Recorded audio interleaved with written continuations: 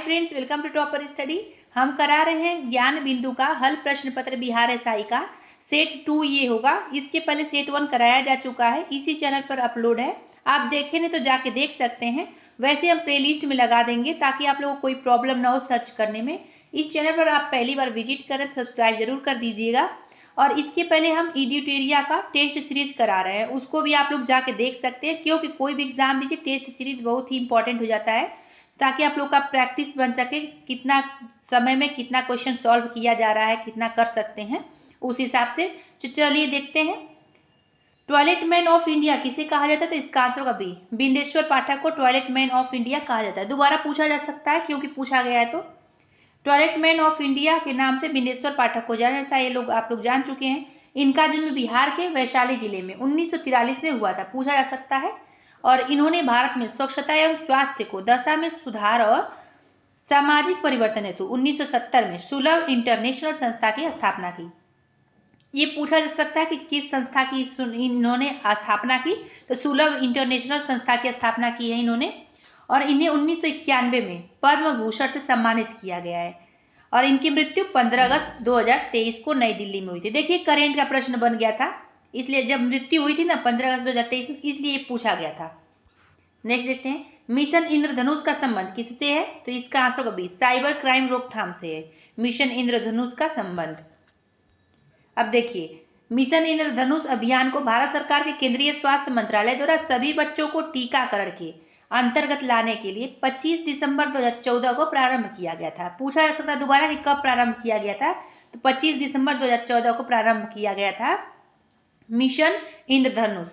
उसके बाद मिशन इंद्रधनुष में बच्चों को 7 टीके या डिप्थीरिया, काली खांसी, टिटनेस, पोलियो, खसरा, टीबी तथा हेपेटाइटिस बी लगाने का प्रावधान है। ये पूछा जा सकता है इसमें ऑप्शन में देखे कि किसका प्रावधान नहीं है, तो आप लोग इसको याद कर लेंगे तो ऑप्शन चूज करने में कोई प्रॉब्लम नहीं होगी। नेक्स्ट देखिए, विश्व पर्यावरण दिवस कब मनाया जाता है? तो इसका आंसर हो जाएगा 5 जून को विश्व पर्यावरण दिवस मनाया जाता है। इसका डिटेल आप लोग को जानना बहुत जरूरी है कि विश्व पर्यावरण दिवस यूएनईपी की पहल है, जिसका निर्णय स्टॉकहोम सम्मेलन 1972 में लिया गया था। सबसे इंपॉर्टेंट ये पॉइंट है कि पहला विश्व पर्यावरण दिवस कब मनाया गया था? तो पहला विश्व पर्यावरण दिवस 1974 में मनाया गया था। और विश्व पर्यावरण दिवस 2023 की थीम क्या थी? बहुत इंपॉर्टेंट है, तो बीट प्लास्टिक पॉल्यूशन इसका हो जाएगा थीम 2023 का। तो विश्व पर्यावरण दिवस 2023 का थीम था बीट प्लास्टिक पॉल्यूशन। संयुक्त राष्ट्र पर्यावरण कार्यक्रम यानी यूएनईपी का गठन संयुक्त राष्ट्र महासभा की स्वीडन स्टॉकहोम में मानव पर्यावरण पर हुई कॉन्फ्रेंस के परिणाम स्वरूप हुआ। कब हुआ? तो 1972 में। और पहला विश्व पर्यावरण दिवस मनाया कब जाता है? तो 1974 में। ये पॉइंट याद रखिएगा। इसका थीम जो बताए हैं, अब पहला कब मनाया गया था ये ध्यान रखिएगा। प्रथम पृथ्वी सम्मेलन कहाँ आयोजित किया गया था? तो इसका answer B, Rio de Janeiro. बहुत इंपॉर्टेंट है, इसको 5 स्टार कर दीजिए, दोबारा पूछा जा सकता है। तो वर्ष 1992 में ब्राजील के रियो डी जेनेरियो शहर में पर्यावरण संरक्षण तथा सामाजिक आर्थिक विकास से जुड़ी तत्कालीन समस्याओं का समाधान खोजने के उद्देश्य से पृथ्वी शिखर सम्मेलन आयोजित किया गया था। इस सम्मेलन में सतत विकास हेतु वैश्विक कार्य योजना एजेंडा 21 को अपनाया गया था। पूछा जा सकता कि किस एजेंडे को अपनाया गया था? तो एजेंडा 21 को। रियो प्लस 10 जोहान्सबर्ग सम्मेलन में 2002 दक्षिण अफ्रीका के जोहान्सबर्ग में आयोजित किया गया था। इसे पृथ्वी सम्मेलन 2002 के नाम से भी जाना जाता है। पृथ्वी सम्मेलन के बारे में कई बार पूछा गया है। रियो प्लस 20 सम्मेलन 2012 में ब्राजील के रियो डी जेनेरियो में आयोजित किया गया था। इस सम्मेलन में हरित अर्थव्यवस्था पर कार्यवाही के लिए भागीदारी की स्थापना की गई थी। नेक्स्ट, 2026 में फीफा विश्व कप कहाँ आयोजित किया जाएगा? तो इसका आंसर हो ए, यूएसए, कनाडा, मैक्सिको, तीनों जगह किया जाएगा आयोजित। तो देखिए, 22वां फीफा फुटबॉल विश्व कप 2022 कतर में आयोजित किया गया। विजेता टीम कौन थी? अर्जेंटीना थी और उप विजेता टीम फ्रांस थी। अब 23 का पूछा जा सकता है। देखिए, फीफा महिला फुटबॉल विश्व कप 2023 ऑस्ट्रेलिया तथा न्यूजीलैंड में आयोजित किया गया था। विजेता टीम कौन सी थी? स्पेन थी और उप विजेता टीम इंग्लैंड थी। बहुत इंपॉर्टेंट, 5 स्टार कर लीजिए इसको। और फीफा अंडर 17 महिला विश्व कप 2022 भारत में आयोजित किया गया था। विजेता टीम स्पेन था और उप विजेता कोलंबिया था। बहुत इंपॉर्टेंट ये भी है, तो इसका सारा इंपॉर्टेंट है, देख लीजिएगा। नेक्स्ट, मस्तिष्क का सबसे बड़ा भाग कौन सा होता है? तो इसका आंसर होगा बी, सेरिब्रम होता है। इसका डिटेल जानना जरूरी है। मस्तिष्क का सबसे बड़ा भाग सेरिब्रम यानी प्रमस्तिष्क है। मानव मस्तिष्क को 3 प्रमुख भागों में विभाजित किया गया है। पहला हो जाएगा अग्र मस्तिष्क, दूसरा मध्य मस्तिष्क, तीसरा पश्च मस्तिष्क। अब अग्र मस्तिष्क के 2 भाग होते हैं, कौन कौन से? तो ए हो जाएगा प्रमस्तिष्क और बी हो जाएगा डाईएन्सेफेलॉन। तो प्रमस्तिष्क में क्या हो जाएगा? यह मस्तिष्क का सबसे बड़ा भाग होता है प्रमस्तिष्क, और यह संपूर्ण मस्तिष्क का लगभग 2/3 हिस्सा होता है। बहुत इंपॉर्टेंट है ये पॉइंट। मानव में किसी बात को सोचने समझने की शक्ति, स्मरण शक्ति, घृणा, प्रेम, भय के अनुभव जैसी क्रियाओं का नियंत्रण और समन्वय प्रमस्तिष्क द्वारा होता है। और तीसरा पॉइंट इसका क्या हो जाएगा कि यह मस्तिष्क के अन्य भागों के कार्यों पर भी नियंत्रण रखता है। प्रमस्तिष्क ये बता रहे हैं। प्रमस्तिष्क का ही दूसरा जो भाग हो जाएगा डाईएन्सेफेलॉन। तो इसमें देखिए क्या क्या है। यह अग्र मस्तिष्क का एक भाग है और यह अधिक या कम ताप के आभास तथा दर्द व रोने जैसी क्रियाओं का नियंत्रण रखता है। सेकेंड क्या हो जाएगा दूसरा इसे मध्य मस्तिष्क का। तो मध्य मस्तिष्क भी 2 भागों में बटा होता है। पहला हो जाएगा मध्य मस्तिष्क का भाग कार्पोराक्वाड्रिजेमिना और दूसरा सेरिबलम पेंडकल। तो कार्पोराक्वाड्रिजेमिना में यह दृष्टि एवं श्रवण शक्ति पर नियंत्रण कार्य करता है, बहुत इंपॉर्टेंट है ये। और बी क्या हो जाएगा सेरिब्रल पेंडकल। यह तंतुओं का बंडल होता है जो सेरिब्रल कार्टेक्स को मस्तिष्क के अन्य भागों तथा मेरुरज्जु से जोड़ता है, इंपॉर्टेंट ये भी। पश्चिम मस्तिष्क तीसरा पॉइंट क्या हो जाएगा पश्चिम मस्तिष्क। इसका भी 2 भाग होता है, कौन सा? पहला हो जाएगा अनुमस्तिष्क, दूसरा क्या हो जाएगा मस्तिष्क स्टेम। तो अनुमस्तिष्क में क्या होगा कि यह मुद्रा, समन्वय, संतुलन, ऐच्छिक पेशियों की गतियों इत्यादि को नियंत्रित करता है और यह शरीर का संतुलन बनाए रखता है। बी मस्तिष्क स्टेम, इसके 2 भाग होते हैं। पॉन्स वेरुलाई एक भाग और दूसरा भाग होगा मेडुला ऑब्लंगेटा। तो पॉन्स वेरुलाई क्या होता है? तो यह श्वसन दर को नियंत्रित करता है और मेडुला ऑब्लंगेटा दूसरा हो जाएगा इसका भाग। तो ये बहुत इंपॉर्टेंट है, परीक्षाओं में पूछा गया है। तो इसमें अनैच्छिक क्रियाओं के नियंत्रण केंद्र स्थित होते हैं। हृदय की धड़कन, रक्तचाप और श्वसन क्रिया का नियंत्रण करता है मेडुला ऑब्लंगेटा और इसके द्वारा विभिन्न प्रतिवर्ती क्रियाओं जैसे खांसना, छींकना, उल्टी करना, पाचक रसों की स्राव इत्यादि का नियंत्रण होता है। बहुत इंपॉर्टेंट है ये पॉइंट, ध्यान रखिएगा।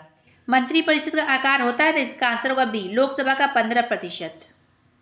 तो मंत्रिपरिषद का आकार लोकसभा का 15% होता है और यह प्रावधान 91वां यानी 91वां संविधान संशोधन अधिनियम 2003 में किया गया। और इसमें क्या कहा गया है जान लीजिए आप लोग कि केंद्रीय मंत्रिपरिषद में प्रधानमंत्री समेत मंत्रियों की अधिकतम संख्या लोकसभा की कुल सदस्य संख्या के 15% से अधिक नहीं होगी और राज्यों में मुख्यमंत्री समेत मंत्रियों की अधिकतम संख्या विधानसभा के कुल सदस्य संख्या के 15% से अधिक नहीं होगी। इसको भी जान लीजिए। किंतु राज्यों में मुख्यमंत्री समेत मंत्रियों की न्यूनतम संख्या 12 से कम नहीं होनी चाहिए। ये भी इंपॉर्टेंट है, पॉलिटी का प्रश्न है ये। नेक्स्ट, डीआरडीओ द्वारा विकसित लक्ष्य क्या है? तो इसका आंसर ए चालक रहित विमान का लक्ष्य है। इसका डिटेल देखिए। रक्षा अनुसंधान एवं विकास संगठन यानी डीआरडीओ का गठन 1958 में किया गया था। इसका मुख्यालय नई दिल्ली में है। डीआरडीओ के अध्यक्ष कौन है? समीर वी कामत हैं वर्तमान में। बहुत इंपॉर्टेंट है ये दोनों पॉइंट याद रखिएगा, बहुत इंपॉर्टेंट है। अध्यक्ष कौन है? समीर वी कामत है इसका वर्तमान में। और इसका गठन कब हुआ था डीआरडीओ का? तो 1958 में हुआ था। कहाँ पे मुख्यालय? नई दिल्ली में है। नेक्स्ट, बिहार की सबसे बड़ी ऑक्सबो झील है तो इसका आंसर होगा डी कांवर झील। देखिए, बिहार की सबसे बड़ी ऑक्सबो झील यानी गोखुर झील कांवर झील है और कांवर झील को एशिया की सबसे बड़ी ताजे पानी की गोखुर झील के रूप में जाना जाता है। बहुत इंपॉर्टेंट, पूछा गया परीक्षाओं में कई बार। और यह बिहार के बेगूसराय जिले में स्थित है। कांवर झील बिहार की पहली और देश की 39वीं रामसर साइट है। ये सब पॉइंट बहुत इंपॉर्टेंट है। नेक्स्ट, लैक्टोमीटर किस सिद्धांत पर कार्य करता है? तो इसका आंसर सी आर्किमिडीज के सिद्धांत पर कार्य करता है लैक्टोमीटर। अब देखिए, इसका डिटेल जानना जरूरी है। आर्किमिडीज का सिद्धांत, तो जब कोई वस्तु किसी द्रव में पूरी अवस्था आंशिक रूप से डुबोई जाती है तो उसके भार में आभासी कमी होती है। भार में यह आभासी कमी वस्तु द्वारा हटाए गए द्रव के भार के बराबर होती है। हाइड्रोमीटर आर्किमिडीज के सिद्धांत पर आधारित है, इंपॉर्टेंट है ये। रक्षा पेटी पनडुब्बी भी आर्किमिडीज के सिद्धांत पर आधारित है। दोबारा ये पूछा जा सकता है कि रक्षा पेटी किस सिद्धांत पर आधारित है? तो ये आर्किमिडीज के सिद्धांत पर रक्षा पेटी पनडुब्बी आधारित है। नेक्स्ट, निम्नलिखित में से किस राज्य से होकर कर्क रेखा गुजरती है? तो इसका आंसर वही मध्य प्रदेश से। बहुत इंपॉर्टेंट है, आप लोग को मालूम होगा कि 8 राज्यों से होकर गुजरती है। तो कर्क रेखा उत्तरी गोलार्ध में विषुवत रेखा के 23.5 डिग्री उत्तर की कोणीय दूरी पर स्थित है। कर्क रेखा भारत के 8 राज्यों से होकर गुजरती है। गुजरात, राजस्थान, मध्य प्रदेश, छत्तीसगढ़, झारखंड, पश्चिम बंगाल, त्रिपुरा तथा मिजोरम से होकर गुजरती है। इसका मैप बनाइए, बहुत ही अच्छा है, मैप से जल्दी याद हो जाता है। भारत में माही नदी कर्क रेखा को 2 बार काटती है। बहुत इंपॉर्टेंट, कई बार पूछा गया प्रश्न ये है कि भारत में माही नदी कर्क रेखा को कितनी बार काटती है, तो 2 बार काटती है। नेक्स्ट, बूढ़ी गंडक किसकी सहायक नदी है, तो इसका आंसर होगा ए, गंगा नदी की सहायक नदी बूढ़ी गंडक है। इसका डिटेल जानना जरूरी है। बूढ़ी गंडक रामेश्वर श्रेणी के पश्चिमी भाग से निकलकर पश्चिमी चंपारण, पूर्वी चंपारण, मुजफ्फरपुर, समस्तीपुर, बेगूसराय जिलों में बहते हुए अंत में खगड़िया जिले में गंगा नदी में मिल जाती है। देखिए, ये पूछता है ना कि किस जिले में अंत में गंगा नदी से मिलती है बूढ़ी गंडक, तो ये खगड़िया जिले में अंत में गंगा नदी से मिलती है बूढ़ी गंडक। अब इसका देखिए, बूढ़ी गंडक की सहायक नदी कौन कौन सी हो जाएगी, तो मसान, बालोर, तियूर, धनौती आदि हो जाएगी इसकी सहायक नदी।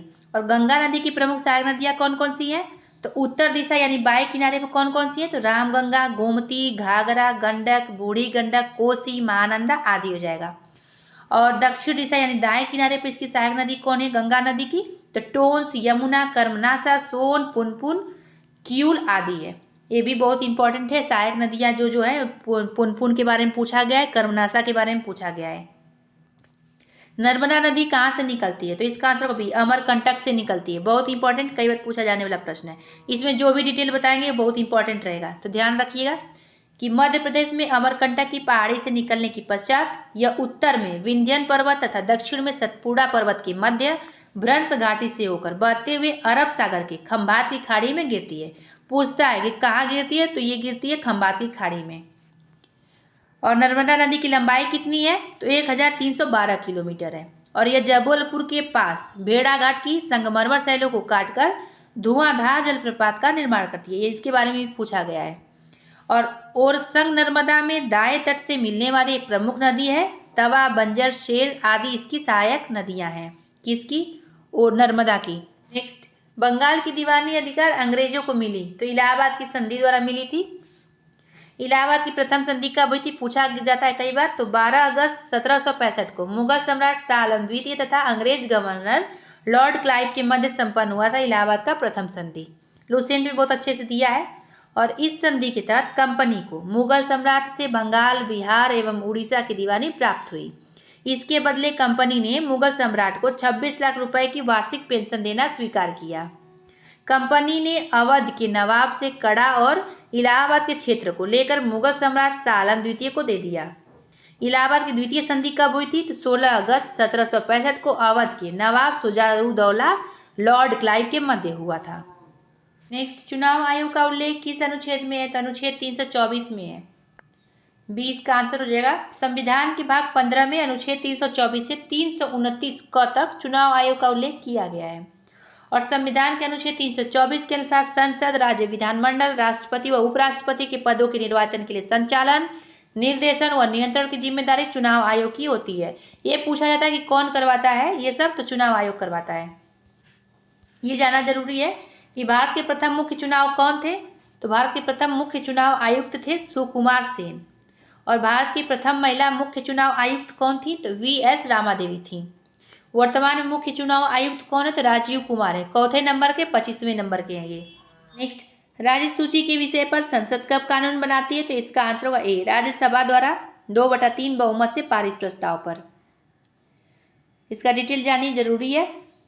संविधान में राज्यसभा को 4 विशेष शक्तियां प्रदान की गई हैं जो लोकसभा के पास नहीं है। कौन कौन सी है जानिए। पहला क्या होगा कि यह संसद को राज्य सूची यानी अनुच्छेद 249 के विषय पर 2/3 बहुमत से प्रस्ताव पारित करके विधि बनाने हेतु अधिकृत कर सकती है। दूसरा क्या हो जाएगा कि यह संसद को नई अखिल भारतीय सेवा के सृजन हेतु अधिकृत कर सकती है अनुच्छेद 312 के तहत। इंपॉर्टेंट है ये पॉइंट, पूछा गया है। केवल राज्यसभा ही उपराष्ट्रपति को हटाने की प्रक्रिया शुरू कर सकता है अनुच्छेद 67 के तहत यानी 67 के तहत। इंपॉर्टेंट है ये, पूछा गया परीक्षाओं में। और चौथा क्या हो जाएगा इसका अधिकार, यदि राष्ट्रपति द्वारा आपातकाल की घोषणा ऐसे समय की जाती है जब लोकसभा भंग की जा चुकी हो अथवा लोकसभा का विघटन हो गया हो, इसकी स्वीकृति निश्चित अवधि के अंदर होता है, तब आपातकाल की घोषणा अकेली राज्यसभा के अनुमोदन पर भी प्रभावी होगा अनुच्छेद 352, 356 तथा अनुच्छेद 360 के तहत। नेक्स्ट, संविधान में लोकसभा को निम्नलिखित विशेष शक्तियां प्रदान की गई जो राज्यसभा के पास नहीं है। कौन कौन सा? तो धन विधेयक अनुच्छेद 110 के तहत को प्रथम बार सिर्फ लोकसभा में पेश किया जा सकता है, राज्यसभा में नहीं। सबको मालूम है कि धन विधेयक किस अनुच्छेद में आता है? अनुच्छेद 110 में। और इसमें क्या होता है कि बस प्रथम बार लोकसभा ही इसे पेश कर सकता है, राज्यसभा नहीं। और दूसरा इसका शक्तियाँ क्या आ जाएगा कि राज्यसभा धन विधेयक को अस्वीकृत या संशोधित नहीं कर सकती। उससे इस विधेयक को सिफारिश या बिना सिफारिश के 14 दिन के भीतर लोकसभा को लौटाना अनिवार्य होता है। राज्यसभा सिर्फ बजट पर चर्चा कर सकती है, इसके अनुमोदन की मांगों पर मतदान नहीं कर सकती। चौथा क्या अधिकार हो जाएगा लोकसभा का कि राष्ट्रीय आपातकाल समाप्त करने का संकल्प लोकसभा ही पारित कर सकती है। लोकसभा का पांचवा अधिकार क्या है? राज्यसभा विश्वास प्रस्ताव पारित कर मंत्रिपरिषद को नहीं हटा सकती, क्योंकि मंत्रिपरिषद का सामूहिक उत्तरदायित्व तो लोकसभा के प्रति होता है। पूछा गया प्रश्न है, ये इंपॉर्टेंट है। नेक्स्ट, भारत का देशांतरी विस्तार कितना है? तो इसका आंसर 68 डिग्री 7 मिनट पूर्व से 97 डिग्री 25 मिनट पूर्व तक। इसको मैप से जानिए आप लोग, बहुत इंपॉर्टेंट हो जाता है। देखिए ये भारत का मैप है, रफली बना दे रहे हैं। ये इंडिया का मैप हो जाएगा।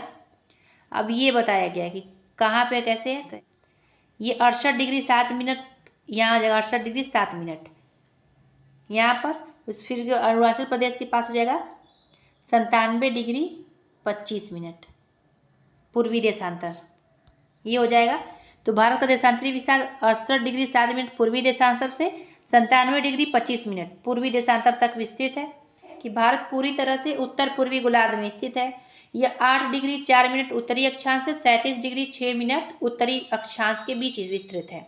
भारत की कुल क्षेत्रफल कितना है? तो 32,87,263 वर्ग किलोमीटर है, जो विश्व के कुल भौगोलिक क्षेत्र का 2.4% है। कई बार पूछा गया प्रश्न है। और भारत की आकृति लगभग चतुष्कोणीय है। इसका उत्तर दक्षिणी विस्तार कितना? 3,214 किलोमीटर है तथा पूर्व से पश्चिम विस्तार कितना? 2,933 किलोमीटर है। भारत के तटरेखा की कुल लंबाई द्वीपों सहित कितना है? तो 7,516.6 किलोमीटर है, या तो ऐसे याद करिए कि 7516.6 किलोमीटर है।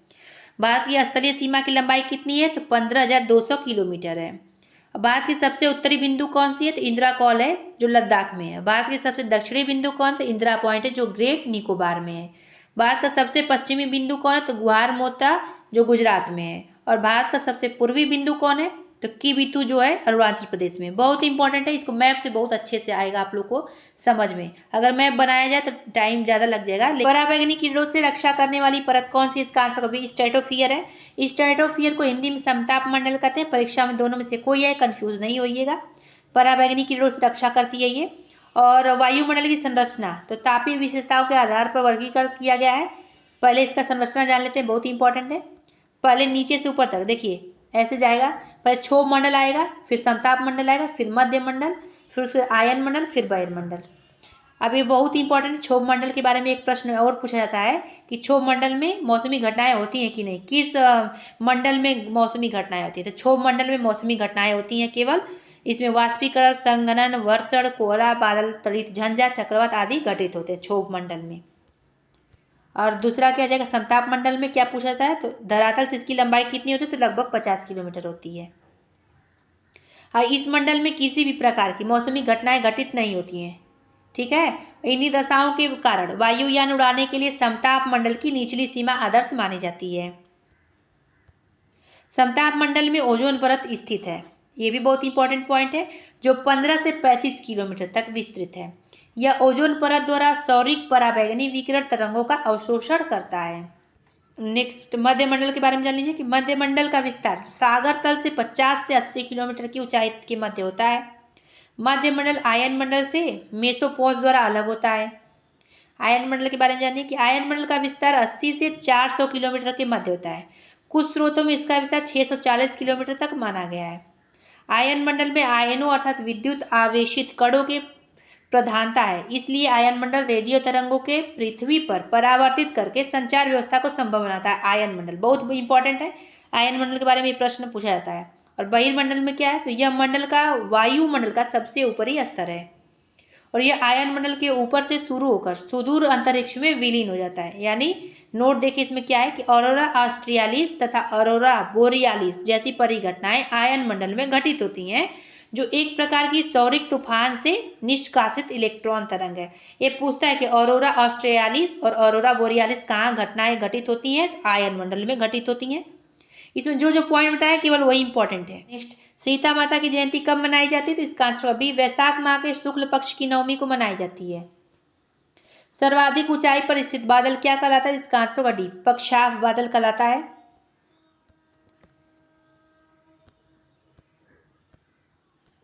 नेक्स्ट देखिए, सब जियोग्राफी का प्रश्न है, अच्छा प्रश्न है। नेक्स्ट, किस ग्रह को नीला ग्रह कहा जाता है, तो इसका आंसर होगा डी, नेपच्यून यानी वरुण को नीला ग्रह कहा जाता है। वरुण ग्रह पर मौजूद मीथेन गैस द्वारा लाल प्रकाश के अवशोषण के कारण वरुण को नीला ग्रह कहा जाता है। यह सौरमंडल का सर्वाधिक ठंडा ग्रह है। इसका वायुमंडल अति घना होता है। इसमें हाइड्रोजन, हीलियम, मीथेन और अमोनिया विद्यमान है।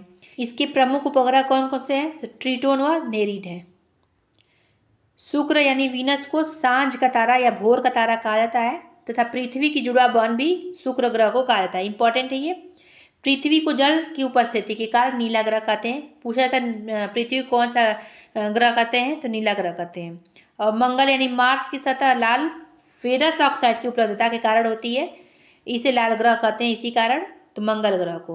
और शनि ग्रह यानी सैटर्न को तो गैसों का गोला एवं गैलेक्सी समान ग्रह कहा जाता है इसे।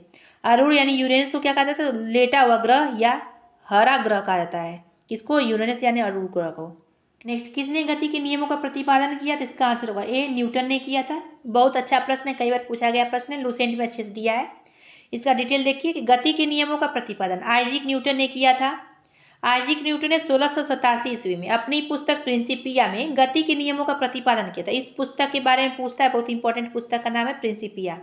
इन्होंने गति के 3 नियमों को प्रतिपादित किया था, जो निम्न है। प्रथम नियम में क्या बताया गया है कि कोई वस्तु विरामावस्था में है तो वह विरामावस्था में ही रहेगी जब तक कि उस पर कोई बाहरी बल न कार्य करे या कोई बाहरी बल लगाकर उसको परिवर्तित न किया जाए, और वह किसी समान गति में चल रही या सीधी रेखा में चले तो उसी गति में चलती रहेगी जब तक कि उस पर कोई बाहरी बल न लगाया जाए।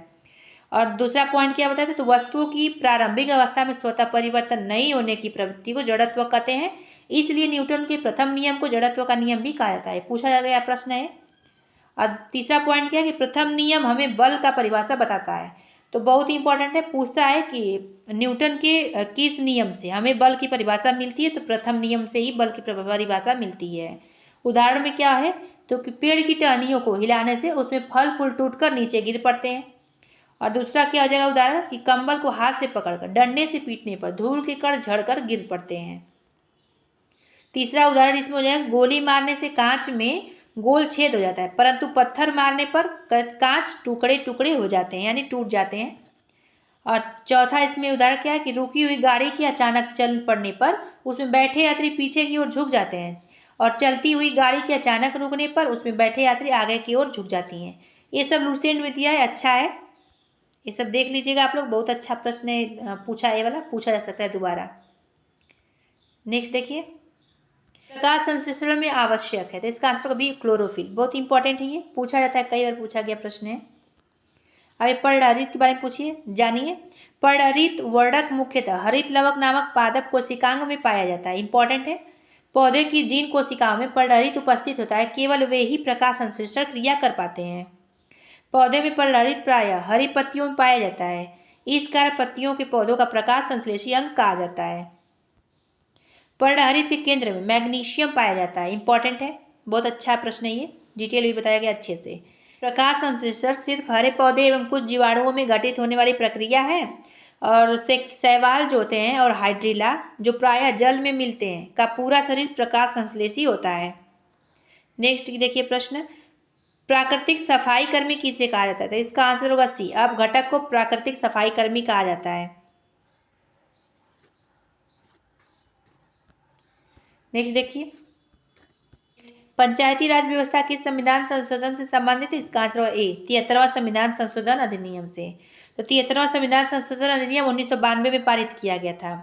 इस अधिनियम ने संविधान में एक नया भाग 9 सम्मिलित किया और इसे पंचायत नाम दिया। इंपॉर्टेंट है ये। तो भाग 9 में अनुच्छेद 243 से 243 ड़ के तहत प्रावधान सम्मिलित किया गया है। 73वां संविधान संशोधन अधिनियम द्वारा संविधान में 11वीं अनुसूची भी जोड़ी गई। इस सूची में पंचायतों की 29 कार्य या विषय वस्तुएं बताए गए हैं। पूछा जाता है कि 11वीं अनुसूची में कितने कार्य बताए गए? 29। और 73वां संविधान संशोधन अधिनियम में पंचायती राज संस्थाओं को संवैधानिक दर्जा प्रदान किया गया था। निम्नलिखित समितियों का संबंध पंचायती राज से किसका किसका पूछा जाता है? तो बलवंत राय मेहता का है। कब बना था? तो 1957 में बना था। और अशोक मेहता का समिति का संबंध भी है पंचायती राज से। कब बना था? तो 1977 में। GV.K. राव समिति का संबंध भी है तो 1985 में बना था। LM सिंधवी समिति तो 1986 में। थुंगन समिति 1988 में। गाडगिल समिति 1988 में। बहुत अच्छा से डिटेल इसमें बताया गया। अच्छा बुक है ये। उल्लेखनीय है कि पंचायती राज संस्थाओं के संवैधानिकरण के लिए सर्वप्रथम राजीव गांधी सरकार ने 1989 के में 64वां संविधान संशोधन विधेयक लोकसभा में पेश किया था। हालांकि यह पारित नहीं हो सका था। तो 74वां संविधान संशोधन अधिनियम 1992 में पारित हुआ और 74वां संविधान संशोधन अधिनियम ने संविधान में भाग 9 क को जोड़ा तथा साथ ही 12वीं अनुसूची को भी जोड़ा और इस प्रकार इस अधिनियम ने नगरपालिका और शहरी स्थानीय स्वशासन को संवैधानिक दर्जा प्रदान किया। कब? तो 1992 में। 12 अनुसूची में नगर पालिकाओं की 18 कार्यकारी विषय वस्तुओं का उल्लेख किया गया है 12वीं अनुसूची में। ये सब बहुत ही इंपॉर्टेंट है, आप लोग देख लीजिएगा एक बार। नेक्स्ट, 44वें संविधान संशोधन द्वारा हटाया गया मौलिक अधिकार कौन सा था? इसका आंसर होगा डी, संपत्ति का अधिकार। पूछा गया प्रश्न है कई बार। तो 44वां संविधान संशोधन अधिनियम 1978 द्वारा संपत्ति के अधिकार को मौलिक अधिकार की श्रेणी से हटा दिया गया। वर्तमान में संपत्ति का अधिकार भाग 12 में अनुच्छेद 300 क के तहत विधिक अधिकार है। 44वें संविधान संशोधन अधिनियम द्वारा संविधान में निम्न संशोधन किए गए। तो पहला क्या होगा कि राष्ट्रपति को यह शक्ति दिया गया है कि वह मंत्रिमंडल यानी कैबिनेट की सलाह को एक बार पुनर्विचार के लिए भेज सकता है। हालांकि पुनर्विचार के बाद कैबिनेट द्वारा दी गई सलाह राष्ट्रपति के लिए बाध्यकारी होगी। दूसरा क्या हो जाएगा कि अध्यादेश जारी करने में राष्ट्रपति, राज्यपाल एवं प्रशासक की संतुष्टि के उपबंध को समाप्त किया गया। तीसरा इसमें क्या बताया गया कि राष्ट्रीय आपात के संदर्भ में आंतरिक अशांति शब्द के स्थान पर सशस्त्र विद्रोह शब्द रखा गया। चौथा क्या किया गया इसमें कि राष्ट्रपति के लिए यह व्यवस्था बनाई गई कि वह केवल कैबिनेट की लिखित सिफारिश पर ही आपातकाल की घोषणा कर सकता है। पांचवा इसमें बताया कि मूल अधिकारों की सूची से संपत्ति का अधिकार समाप्त किया गया और इसे केवल विधिक अधिकार बनाया गया। छठवां में किया गया इसमें बदलाव कि अनुच्छेद 20 और 21 द्वारा प्रदत्त मूल अधिकारों को राष्ट्रीय आपातकाल में भी निलंबित नहीं किया जा सकता है। ये इंपॉर्टेंट है, पूछा गया कि किस अनुच्छेद को राष्ट्रीय जब आपातकाल लगा रहेगा तो किस अनुच्छेद को निलंबित नहीं किया जाता है? तो अनुच्छेद 20 और 21 को निलंबित नहीं किया जाता है। नेक्स्ट, बर्फ क्या है? तो इसका आंसर डी, आणविक ठोस है बर्फ। दाब बढ़ने से बर्फ का गलनांक घटता है कि बढ़ता है? परीक्षा में पूछा गया। तो दाब बढ़ने से बर्फ का गलनांक घटता है तथा आयतन क्या होता है? बढ़ता है। इंपॉर्टेंट ये पॉइंट। बर्फ में अशुद्धि मिलाने पर गलनांक कम हो जाता है, ये भी पूछा गया प्रश्न है। बर्फ के गलन की गुप्त ऊष्मा का मान कितना होता है? 80 कैलोरी प्रति ग्राम होता है। जब बर्फ जो होता है समुद्र के पानी में तैरता है तो उसका आयतन क्या होता है? तो 1/10वां भाग ऊपर पानी में तैरता है। जब किसी पानी भरे पात्र में बर्फ तैर रहा हो तब बर्फ के पिघल जाने पर पात्र में पानी का तल अपरिवर्तित रहता है। बहुत इंपॉर्टेंट है। जल का आयतन 0 डिग्री सेंटीग्रेड से 4 डिग्री सेंटीग्रेड तक गर्म करने पर घटता है तथा 4 डिग्री सेंटीग्रेड के बाद आयतन बढ़ता है। और जल का घनत्व 4 डिग्री सेंटीग्रेड पर सबसे अधिक होता है। पूछता है कि जल का घनत्व सबसे अधिक कितने पर होता है? 4 डिग्री सेंटीग्रेड पर होता है। नेक्स्ट, सर्वोच्चता के सिद्धांत के प्रतिपादक कौन थे? तो इसका आंसर ए, लॉर्ड हेस्टिंग्स था। सर्वोच्च के सिद्धांत से तात्पर्य ईस्ट इंडिया कंपनी की सर्वोच्चता से है। इसमें कहा गया कि कंपनी की शक्ति भारतीय राज्यों की तुलना में अधिक है। लॉर्ड हेस्टिंग्स का कार्यकाल कब तक था? तो 1813 से 1823 तक था। पूछा जाने वाला प्रश्न है। आंग्ल नेपाल युद्ध कब हुआ था? तो 1814 से 16 के बीच में हुआ था तथा सुगौली की संधि कब हुई थी? तो 1816 में हुई थी। सुगौली की संधि के बाद हेस्टिंग्स को मार्क्वेस ऑफ हेस्टिंग्स की उपाधि दी गई थी। तृतीय आंग्ल मराठा युद्ध कब हुआ था? तो 1817 से 1819 के बीच हुआ था तथा मराठा परिसंघ का कंपनी के साम्राज्य में विलय हो गया था। रैयतवाड़ी बंदोबस्त प्रथा कब हुई थी? तो 1820 में लागू हुई, मद्रास के गवर्नर टॉमस मुनरो द्वारा। मालवाड़ी व्यवस्था लागू कब हुई थी? तो 1822 में हॉल्ट मैकेंजी द्वारा पंजाब में शुरुआत की गई। 1822 का टेनेंसी एक्ट या काश्तकारी अधिनियम लागू बंगाल में किया गया। संविधान सभा के प्रथम अध्यक्ष कौन थे? तो इसका आंसर होगा 20, डॉक्टर सच्चिदानंद सिन्हा थे। बहुत इंपॉर्टेंट है ये। तो देखिए 9 दिसंबर 1946 ईस्वी को संविधान सभा की प्रथम बैठक नई दिल्ली में हुई और इसमें सदस्य का कौन चुना था? अध्यक्ष, अस्थायी अध्यक्ष कौन चुने गए थे? तो डॉक्टर सच्चिदानंद सिन्हा चुने गए थे। 11 दिसंबर 1946 को डॉक्टर राजेंद्र प्रसाद संविधान सभा के अस्थायी अध्यक्ष चुने गए। बहुत इंपॉर्टेंट है, अस्थायी अध्यक्ष के बारे में पूछता है और अस्थायी अध्यक्ष के बारे में पूछता है, दोनों लोग के बारे में पूछता है। तो अस्थायी अध्यक्ष डॉक्टर सच्चिदानंद सिन्हा थे और अस्थायी अध्यक्ष कौन बने थे? डॉक्टर राजेंद्र प्रसाद बने थे। कब? तो 11 दिसंबर 1946 को। नेक्स्ट पॉइंट क्या है कि संविधान निर्माण की प्रक्रिया कुल 2 वर्ष 11 महीना और 18 दिन में लगा था। संविधान के प्रारूप पर कुल 114 दिन बहस हुआ था। मूल संविधान में कुल 22 भाग, 395 अनुच्छेद, 8 अनुसूचियां थीं। संविधान सभा की प्रमुख समितियां एवं उनके अध्यक्ष कौन थे? जानना बहुत जरूरी है। तो संचालन समिति के अध्यक्ष थे डॉक्टर राजेंद्र प्रसाद। संघीय संविधान समिति के अध्यक्ष पंडित जवाहरलाल नेहरू थे। प्रांतीय संविधान समिति के अध्यक्ष सरदार वल्लभ भाई पटेल थे। प्रारूप समिति के मतलब अध्यक्ष कौन थे? डॉक्टर भीमराव अंबेडकर थे प्रारूप समिति के अध्यक्ष। पूछा जाने वाला प्रश्न ये है। संघ शक्ति समिति के अध्यक्ष कौन थे? पंडित जवाहरलाल नेहरू। और मौलिक अधिकार एवं अल्पसंख्यक संबंधी परामर्श समिति के अध्यक्ष कौन थे? सरदार वल्लभ भाई पटेल। राष्ट्रध्वज संबंधी तदर्थ समिति कौन थे? डॉक्टर राजेंद्र प्रसाद। ये सारा जो भी बताएं पॉइंट बहुत इंपॉर्टेंट है, परीक्षाओं में पूछा जाता है। नेक्स्ट, निम्नलिखित में से कौन सी पुस्तक महात्मा गांधी से संबंधित है? तो इसका आंसर होगा ए, यंग इंडिया। महात्मा गांधी से संबंधित पत्र पत्रिकाएं और पुस्तक कौन कौन सी? तो यंग इंडिया हो जाएगा, हरिजन हो जाएगा, उसके बाद हो जाएगा Navjivan, Hind Swaraj, my experiment with truth, ethical religion, pathway to God, ये सब हो जाएगा। और महात्मा गांधी से संबंधित संस्थाएं कौन सी है? तो नटाल इंडिया कांग्रेस 1894 में इसकी स्थापना हुई थी। और फिनिक्स आश्रम तो 1904 में इसकी स्थापना हुई थी। टॉलस्टॉय फॉर्म 1910 में हुई थी इसकी स्थापना। हरिजन सेवक संघ 1932 में। ये सब क्या है? तो महात्मा गांधी से संबंधित संस्थाएं हैं। नेक्स्ट, लघुपथन के समय परिपथ में, तो इसका आंसर 80, धारा का मान बढ़ जाता है। नेक्स्ट, महाबलीपुरम का सप्तरथ मंदिर किसने बनवाया था? तो इसका आंसर होगा ए, पल्लवों ने बनवाया था। बहुत इंपॉर्टेंट प्रश्न है। महाबलीपुरम का सप्तरथ मंदिर का निर्माण पल्लव शासक नरसिंह वर्मन प्रथम ने करवाया था। पूछता है कि किस शासक ने करवाया था? तो नरसिंह वर्मन प्रथम ने करवाया था। और रथ मंदिर में सबसे छोटा रथ कौन सा है? द्रौपदी रथ है, जिसमें किसी प्रकार का अलंकरण नहीं मिलता है। पल्लव वंश का संस्थापक कौन है? सिंह विष्णु था। इसकी राजधानी कहाँ थी? तो कांचीपुरम थी। और मत विलास प्रहसन की रचना पल्लव शासक महेंद्र वर्मन प्रथम ने की थी। इंपॉर्टेंट है। नरसिंह वर्मन द्वितीय ने कांची के कैलाशनाथ मंदिर तथा महाबलीपुरम के शोर मंदिर का निर्माण करवाया था। बहुत इंपॉर्टेंट ये भी पॉइंट है, पूछा गया परीक्षाओं में कि कैलाश मंदिर का तथा महाबलीपुरम के शोर मंदिर का निर्माण किसने करवाया? तो नरसिंह वर्मन द्वितीय ने करवाया है।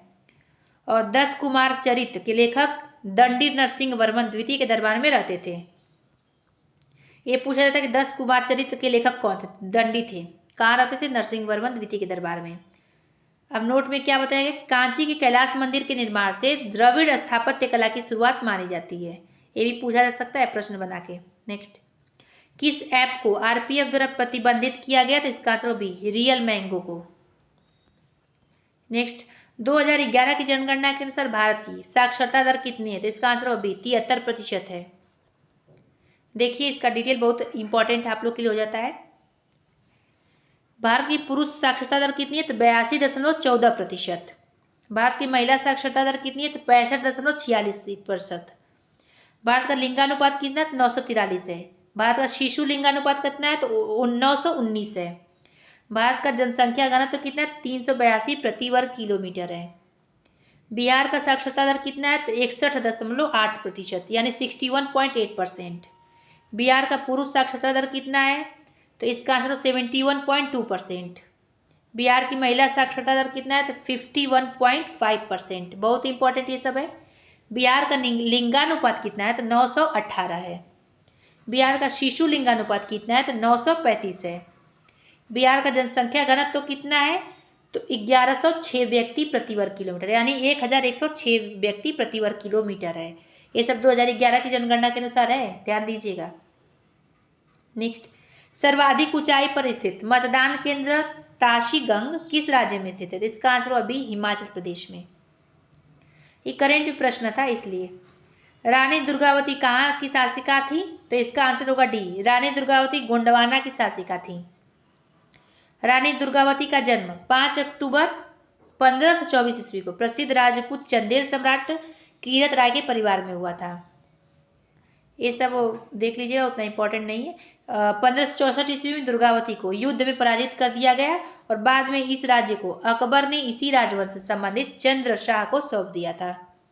ये उतना इंपॉर्टेंट है नहीं डिटेल इसका। नेक्स्ट देखिए, निम्नलिखित में से कौन सा रोग बैक्टीरिया जनित है? तो इसका आंसर टाइफाइड।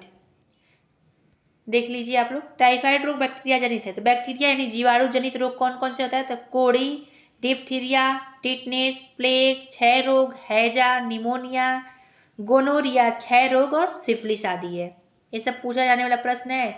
कई यूट्यूब चैनल पर ट्रिक से बताया गया, ट्रिक से आप लोग जानेंगे तो अच्छा रहेगा, भूलेंगे नहीं, परीक्षा में कंफ्यूज नहीं होंगे। विषाणु जनित रोग कौन कौन से है? तो हेपेटाइटिस, खसरा, हर्पीस, इन्फ्लुएंजा, पोलियो, चेचक, रेबीज, डेंगू ज्वर, वो एड्स आदि हो जाएंगे। और कवक जनित रोग कौन से हो जाएंगे? तो एथलीट फूट, दाद, खाज, मधुरा फूट इत्यादि। कोविड-19 एक श्वसन आधारित रोग है जो कोरोना वायरस विषाणु द्वारा होता है। विटामिन की कमी से होने वाले रोग बहुत इंपॉर्टेंट है, कई यूट्यूब चैनल पर ट्रिक से बताया गया। ये बहुत इंपॉर्टेंट पूछा गया प्रश्न है कि विटामिन ए की कमी से कौन सा रोग होता है? रक्तअवधि रोग होता है, अजीरोथैलेमिया रोग होता है। विटामिन B1 की कमी से कौन सा रोग होता है? तो बेरी होता है। विटामिन B3 की कमी से कौन सा रोग होता है? तो पेलाग्रा रोग होता है। विटामिन B11 की कमी से कौन सा रोग होता है? तो पेचिस रोग हो जाता है। विटामिन डी की कमी से रिकेट्स रोग होता है। बहुत बार पूछा गया प्रश्न है ये जो विटामिन ए के बारे में और विटामिन डी के बारे में पूछा गया कई बार, और विटामिन के बारे में। तो विटामिन के की कमी से क्या होता है? तो हीमोफीलिया नामक रोग हो जाता है। पाटलिपुत्र के संस्थापक कौन थे? तो इसका आंसर होगा बी, उदयन थे। बहुत इंपॉर्टेंट, कई बार पूछा गया प्रश्न है, दोबारा आ सकता है। अब देखिए, पाटलिपुत्र के संस्थापक उदयन थे, और उदयन किस वंश के शासक थे? तो उदयन हर्यक वंश के शासक थे, ये भी पूछा गया है। और हर्यक वंश का संस्थापक कौन था? तो बिंबिसार था, ये भी पूछा गया प्रश्न है। बिंबिसार का पुत्र अजातशत्रु था और अजातशत्रु का पुत्र उदयन था, जो 460 ईसा पूर्व में मगध की गद्दी पर बैठा था। उदयन ने पाटलिपुत्र को मगध की राजधानी बनाई थी। पूर्व में क्या था? तो राजगृह था इसकी राजधानी पाटलिपुत्र का। ग्लूकोज का सूत्र क्या है? तो इसका आंसर C6 या 12O6 है। अब व्यापारिक नाम और रासायनिक सूत्र पूछा गया है, तो भारी जल का पूछा गया, जो पूछा गया उसको बता रहे हैं। भारी जल का D2O हो जाता है, बहुत अच्छा है। लॉफिंग गैस का N2O हो जाता है। शुष्क बर्फ क्या हो जाता है? CO2, ठोस यानी। बेकिंग सोडा का पूछा गया है, तो NaHCO3 हो जाएगा, NaHCO3 बेकिंग सोडा। धोवन सोडा या धावन सोडा क्या हो जाएगा? Na2CO3 इंटू 10H2O, ये हो जाएगा।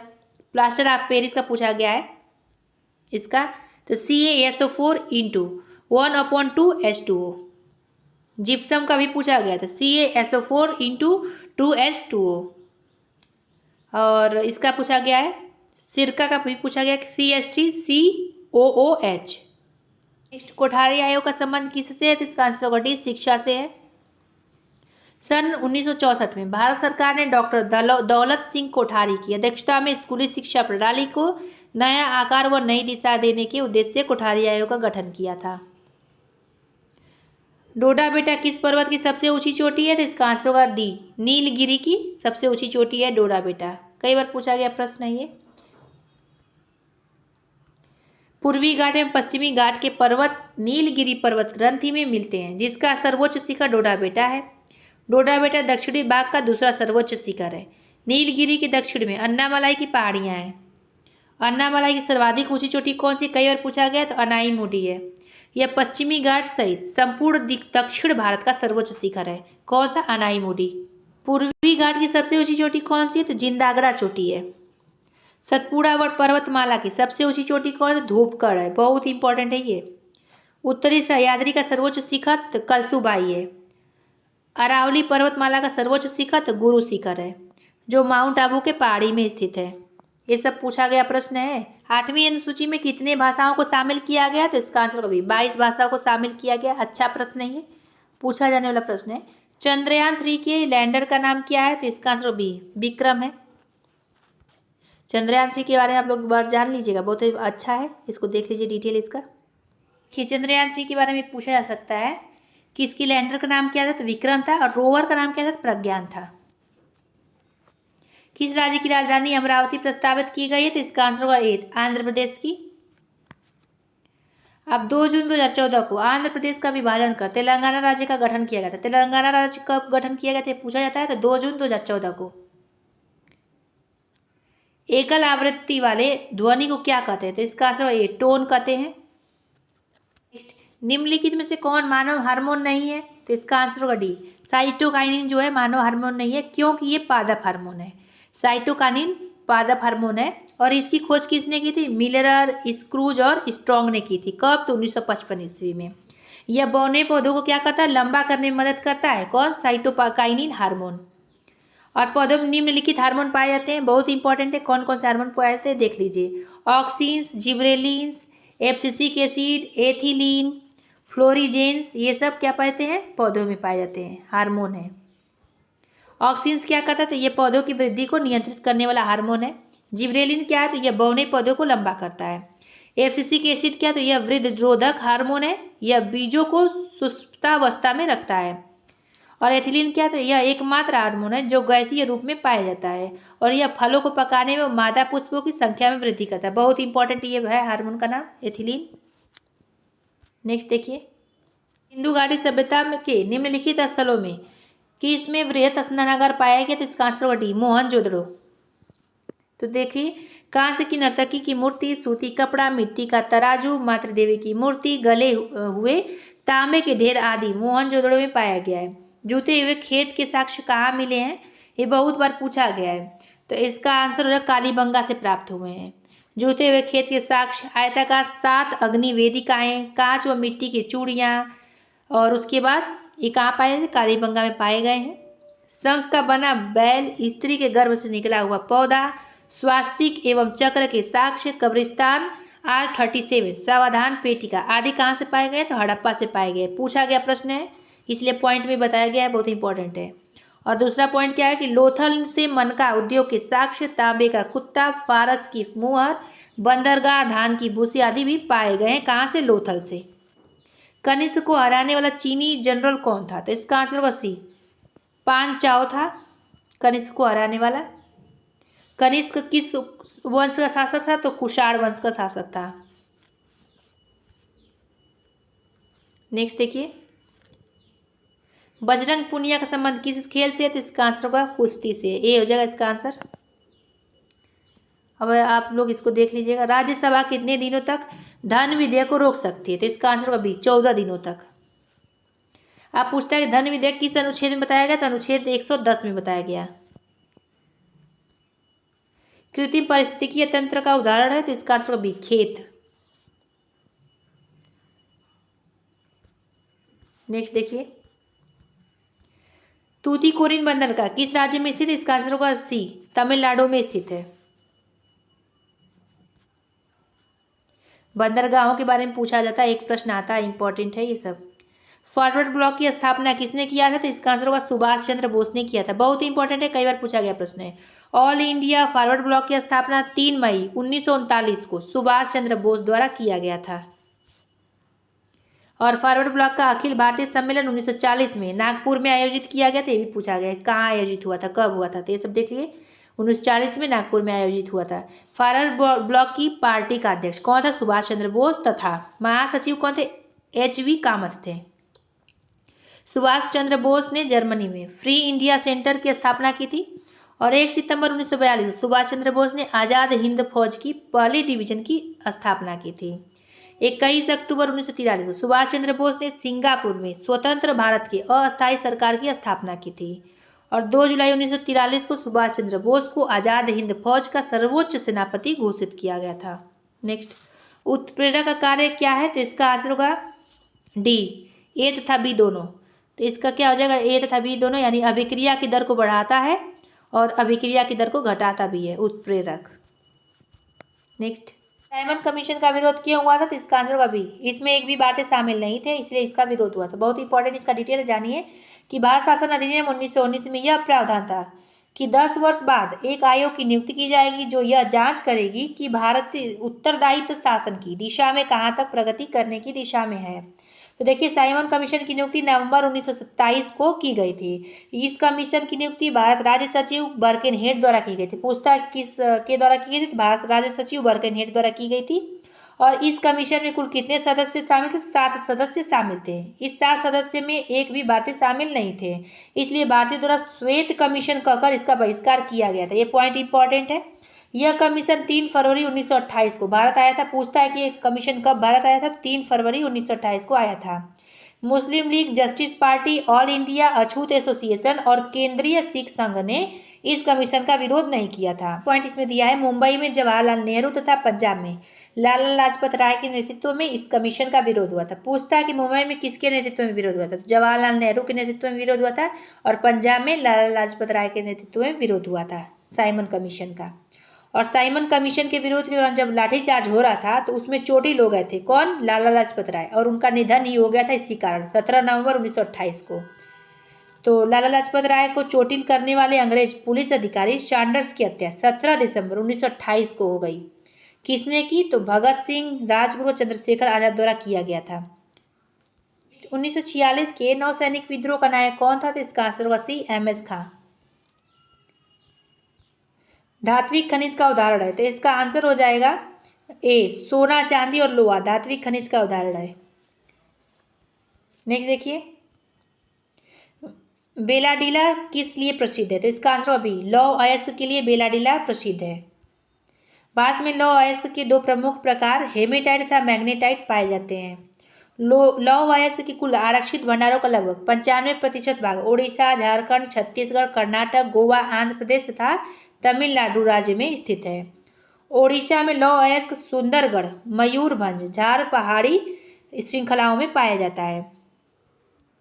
ये सब देख लीजिएगा, इंपॉर्टेंट है। नेक्स्ट, उष्णकटिबंधीय सदाबहार वनस्पति का उदाहरण कौन सा है? तो इसका आंसर होगा ए, महोगनी और रोजवुड। नेक्स्ट देखिए, नौका दौड़ किस राज्य का प्रसिद्ध खेल है? तो इसका आंसर होगा डी, केरल का। नेक्स्ट, नरोरा परमाणु विद्युत संयंत्र किस राज्य में स्थित है? इसका आंसर होगा सी, उत्तर प्रदेश में स्थित है। अब ये पूछता है परमाणु रिएक्टर कितने प्रकार के होते हैं? 2 प्रकार के होते हैं, अनुसंधान रिएक्टर, ऊर्जा रिएक्टर। नेक्स्ट देखिए, अनिमेष लोचन चैत्य कहाँ स्थित है? इसका आंसर ए, बोध गया में स्थित है। भारत की पहली सीमेंट फैक्ट्री की स्थापना कहाँ किया गया था? तो इसका आंसर ए, चेन्नई में किया गया था। 1904 ईस्वी में भारत में पहला समुद्री सीपीओ का उपयोग कर चेन्नई में सीमेंट बनाने का असफल प्रयास किया गया था। भारत में सफल सीमेंट फैक्ट्री की शुरुआत कब हुई थी? 1914 में इंडियन सीमेंट कंपनी के रूप में पोरबंदर में की गई थी। नेक्स्ट, गारो खासी एवं जयंतिया एक भाग है, तो इसका आंसर होगा बी, प्रायद्वीपीय पठार का। प्रायद्वीपीय पठारों को पठारों का पठार कहता है क्योंकि यह कई पठारों से मिलकर बना है। उत्तर पूर्वी पठारों में मेघालय का पठार प्रायद्वीपीय पठार का ही भाग है। नेक्स्ट देखिए, गूगल द्वारा भारतीय ग्रामीण महिलाओं के लिए कौन सा प्रोग्राम चलाया गया? तो इसका आंसर होगा बी, इंटरनेट साथी। नेक्स्ट, किसी घड़ी में घंटे वाली सुई 48 घंटे में कितना चक्कर लगा लेगी? तो इसका आंसर होगा बी, 4 चक्कर लगाती है। श्याम का स्थान दाएं तथा बाएं दोनों ओर से 8वां है, तो पंक्ति में कुल कितने व्यक्ति है? तो इसका आंसर होगा बी, 15। रैंकिंग का प्रश्न है ये, एक ट्रिक से बताया जाता है यूट्यूब चैनल पर, इजी होता है, देख लीजिए, इसी तरह सॉल्व होता है। नेक्स्ट, किसी वस्तु को 930 रुपये में बेचने पर 7% यानी 7% की हानि होती है, तो वस्तु का क्रय मूल्य ज्ञात करें। तो इसका आंसर होगा ए, 1000 क्रय मूल्य होगा इसका। मैथ रीजनिंग का जो भी होगा उसका आंसर बता देते हैं। 69 का हो जाएगा कि घना, आयतन, घन, इसमें क्या भरा जाएगा इसके बाद? तो उसके बाद वर्ग आ जाएगा। अब 70 का इसका आंसर हो जाएगा सी, 225। अब इसमें 71 का इसका आंसर हो जाएगा पैर, यानी दस्ताने हाथ में पहने जाते हैं, मोजे कहाँ पहने जाते हैं? पैर में पहने जाते हैं। ये सब रीजनिंग का प्रश्न है। और 72 का इसका आंसर हो जाएगा ए, पिता हो जाएगा। क्या हो जाएगा? ये ब्लड रिलेशन का प्रश्न है। नेक्स्ट, निम्नलिखित विद्रोह को क्रम से सजाइए। तो इसका आंसर होगा सी, चंपारण सत्याग्रह, अहमदाबाद आंदोलन, फिर आएगा खेड़ा सत्याग्रह। अब जानते हैं, डेट पूछा जाता है। चंपारण सत्याग्रह कब हुआ था? 1917 में। अहमदाबाद मिल मजदूर कब हुआ था? तो 1918 में। और खेड़ा विद्रोह कब हुआ था? 1918 में। तो खेड़ा विद्रोह मार्च से जून के बीच में हुआ था 1918 में। और अहमदाबाद मिल मजदूर आंदोलन कब हुआ था? फरवरी से मार्च के बीच में 1918 में। चंपारण सत्याग्रह का नेतृत्व किसने किया था? बहुत बार पूछा गया। तो महात्मा गांधी जी ने किया था। और इसका देखिए कि चंपारण सत्याग्रह 3 कठिया प्रणाली के विरुद्ध था। इस प्रणाली के तहत अंग्रेजों द्वारा किसानों से प्रत्येक 20 कट्ठा भूमि में से 3 कट्ठा भूमि पर जबरन नील की खेती कराई जाती थी। और प्लेग बोनस के लिए अहमदाबाद के मिल मजदूरों ने आंदोलन किया था। इसे समर्थन देने हेतु गांधी जी ने पहली बार भारत में भूख हड़ताल का प्रयोग किया था, पूछा जाता है। खेड़ा सत्याग्रह गांधी जी द्वारा गुजरात के किसानों की समस्याओं को लेकर किया गया था, खेड़ा सत्याग्रह। नेक्स्ट देखिए 74 का। अब कितने मूलधन का 6% वार्षिक दर से 10 वर्ष में साधारण ब्याज 120 रुपये प्राप्त होता है? तो इसका आंसर होगा सी, 200 रुपये। 75 का इसका आंसर होगा ए, 146/55। 76 का इसका आंसर होगा ए, 500। 77 का इसका आंसर होगा डी, 151.80 रुपये। 78 का इसका आंसर हो जाएगा डी, 96 किलोमीटर प्रति घंटा। 79 का इसका आंसर हो जाएगा ए, 1/90। 80 का इसका आंसर हो जाएगा बी, 24। 81 का इसका आंसर होगा बी, 10। 82 का हो जाएगा इसका आंसर ए, 11 संबंधित 4। 83 का इसका आंसर हो जाएगा डी, 8/21। 84 का इसका आंसर हो जाएगा डी, ए और टी। ये रीजनिंग का प्रश्न है। और ये हो जाएगा 85 का इसका आंसर, ये भी रीजनिंग का प्रश्न है, तो ए हो जाएगा इसका आंसर। नेक्स्ट, अब श्रृंखलाओं का प्रश्न आ गया रीजनिंग का, तो इसका आंसर होगा सी, 160। मैथ रीजनिंग मिला के पूछा है। 87 का इसका आंसर होगा बी, 4, 1, 3, 5, 2। क्या हो जाएगा? देखिए, नीचे दिए गए शब्दों को अर्थपूर्ण क्रम में व्यवस्थित कीजिए। बुआई, कटाई, सिंचाई, जुताई, निराई। तो ये कब कब कैसे कैसे किया जाता है? तो इसका आंसर होगा पहले चौथा आएगा, पहले जुताई करेंगे, उसके बाद बुआई किया जाता है, फिर उसके बाद सिंचाई किया जाता है, उसके बाद निराई करते हैं, फिर कटाई करते हैं। ये रीजनिंग में भी आ जाएगा। नेक्स्ट 88 का डायरेक्शन का प्रश्न है, इसका आंसर ए होगा, उत्तर पूर्व। 89 का इसका आंसर हो जाएगा, ये ब्लड रिलेशन का, ये बेटी है एच की जिसकी पति एक्स है, एक्स की केवल एक ही संतान है। ये ब्लड रिलेशन का प्रश्न है, इसका आंसर होगा डी, पति।